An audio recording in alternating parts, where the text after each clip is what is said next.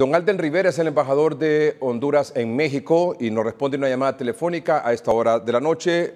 Don Alden dijo más temprano hoy que emprender otra caravana de migrantes hacia Estados Unidos es una locura. ¿Por qué lo dice, don Alden? Buenas noches, señor embajador.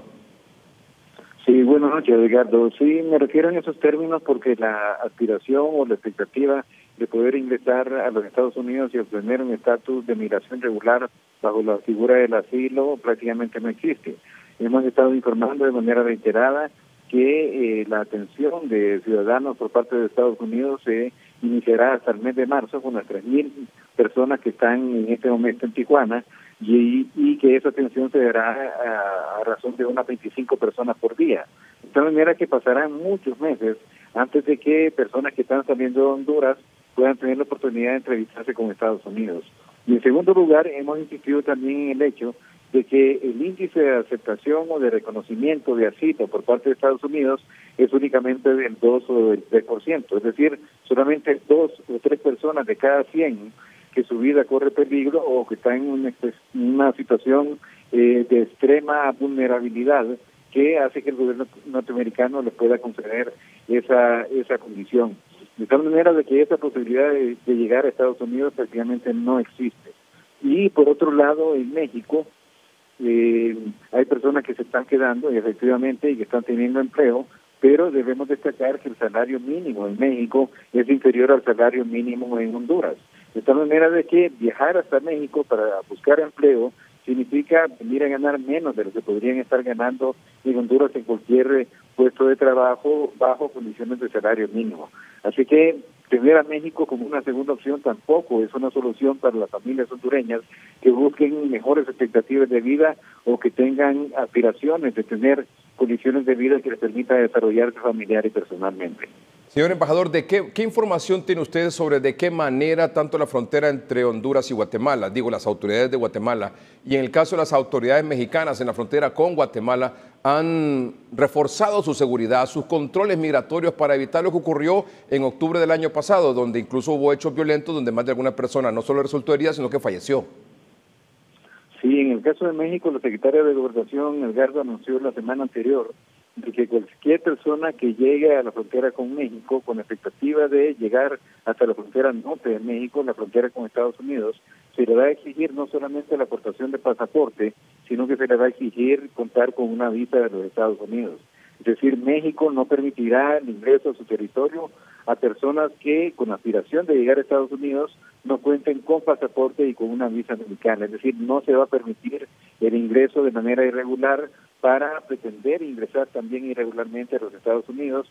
Y yo pienso, Edgardo, que ese es un acuerdo que han logrado Estados Unidos y México de evitar de que ingresen a territorio mexicano personas que no están autorizadas para ingresar a territorio norteamericano.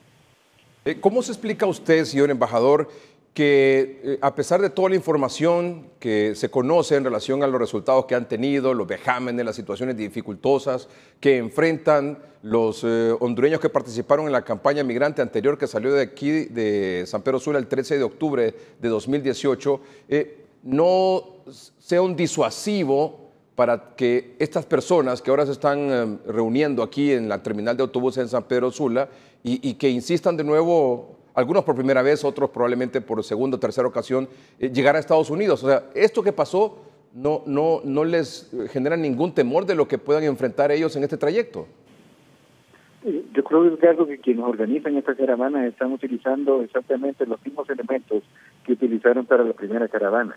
Es decir, le están indicando a la gente, le están informando a la gente que México le va a conceder una visa de tránsito por su territorio y que Estados Unidos va a estar abierto y en disposición de recibir las solicitudes y de conceder una condición de asilo. Es decir, están utilizando los mismos argumentos mentirosos que utilizaron durante la caravana que se inició en San Pedro Sula en el mes de octubre y que, al final de cuentas, provocó 11 muertes, provocó la estancia indefinida prácticamente de alrededor de 3.000 hondureños que están todavía en Tijuana y bajo condiciones verdaderamente extremas. Yo también quisiera mencionar, Edgardo, que el clima en México en este momento es muy complicado. En Tijuana en este momento tenemos temperaturas que andan en alrededor de los 7 grados, tenemos lluvia Es decir, tenemos condiciones extremas climáticas que siguen afectando la condición de salud de todos los hondureños que se encuentran ahí. Llegar a Tijuana en este momento es exponerse a esas condiciones climáticas, es exponerse a una situación de abandono en las calles porque no existe capacidad para tener más personas en situación de albergue en esta ciudad. Y de verdad, llegar a Tijuana en este momento es exponerse a situaciones verdaderamente difíciles, y yo invitaría a todos los hondureños a que reconsideren esa posibilidad y que se den cuenta que quienes los están invitando a hacer esta trayectoria les están mintiendo, les están diciendo de que van a tener visas en México, que van a tener asilo en Estados Unidos, y eso es total y absolutamente falso. Es decir, las personas están todavía en una situación de incredulidad y son mis hermanos, son mis compatriotas, pero yo les digo, los están engañando, les están mintiendo y no es cierto que van a poder llegar a Estados Unidos, y a los que vienen a México es a pasar por una condición extremadamente difícil. ¿De alguna manera incentiva estas caravanas o esta migración de manera irregular o ilegal? Digo, las personas que van indocumentadas. ¿Les motiva el hecho, por ejemplo, que el nuevo presidente de México, Andrés Manuel López Obrador, les ofreció asistencia médica, hospitalaria, atención social, alimentación, incluso hasta trabajo? Bueno, se está trabajando en un plan de desarrollo integral para el Triángulo Norte de Centroamérica. Es algo que se está formulando en este momento. No existe una oferta en concreto, no tenemos ningún documento firmado con México en relación a un programa de migración laboral que debería ser la figura bajo la cual se acoja la posibilidad de trabajar en México. Eso es algo en lo que se está trabajando. Esperamos de que vamos a tener resultados más o menos en unos 9 meses. Mañana se da una reunión a nivel de viceministros de Relaciones Exteriores en El Salvador para revisar las primeras versiones de un documento que finalmente pudiera derivar en un programa que tiene que ver más que todo, más que ofrecer trabajo en México, tiene que ver con desarrollar posibilidades de desarrollo y de ingreso en los países de origen. Es decir, más que buscar oportunidades en México y ofrecer oportunidades en México, la idea es invertir en Guatemala, invertir en El Salvador, invertir en proyectos productivos en Honduras, generar más y mejores oportunidades y atacar así las causas estructurales del fenómeno migratorio. Lo mejor que podría pasarle a es decir, en las mejores circunstancias, el futuro que les depara sería encontrar un trabajo en México. Esa sería su mejor alternativa, aunque esa posibilidad de momento está cerrada.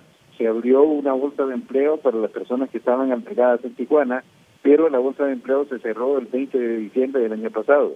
De tal manera de que la posibilidad de trabajo en México en este momento no existe. No existe una bolsa de trabajo, no existe una oferta de empleo que terminó su vigencia, como ya lo mencioné, el 20 de diciembre del año anterior, y si llegara a abrirse esa posibilidad, pues sería bajo condiciones como las que ya mencioné, con salarios inferiores a los que las personas podrían obtener en Honduras. En este momento, entonces, señor embajador, ¿cuál es el futuro que les depara a estas personas que están ahí, listas para salir mañana martes a las 5 de la mañana, rumbo, según ellos, a Estados Unidos? Una trayectoria que signifique pena y dolor. Debemos recordar de que la caravana anterior significó 11 personas que perdieron la vida.